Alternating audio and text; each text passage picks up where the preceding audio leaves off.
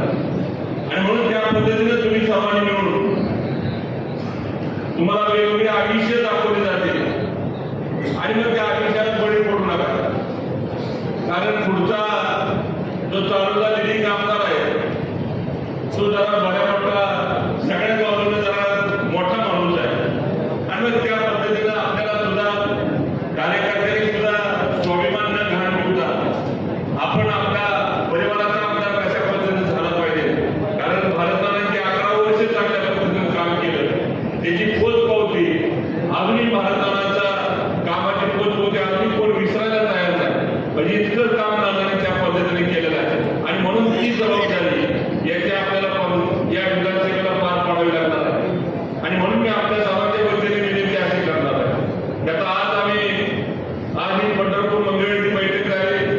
आमच्या 2 दिवसापासून आमच्या बैठका चालू प्रत्येक जणांना सांगितलेलं आहे.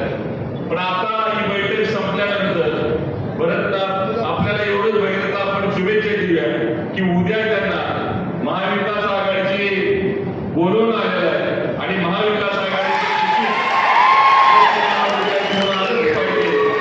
जिथं काय ताकद तुमची कमी पडत तिथं आम्ही सगळीजण तुमच्या बरोबर राहणार आहे.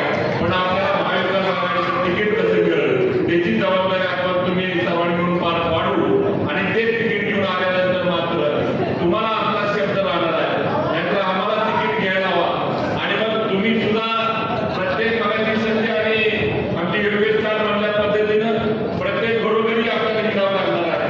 लोक वेगळ्या पद्धतीनं आमिष दाखवतील पण त्या आमिषाला बळी न पडता आपला एकच तरुण कार्यकर्ता जर आपल्याला आमदार म्हणून बघायचा असेल तर खऱ्या अर्थानं शहरातले सगळे नगरसेवक आहेत, ग्रामीण भागातले सगळे नेते मंडळी आहेत, तर यांनी सर्वांनी मनावर घेऊन चांगल्या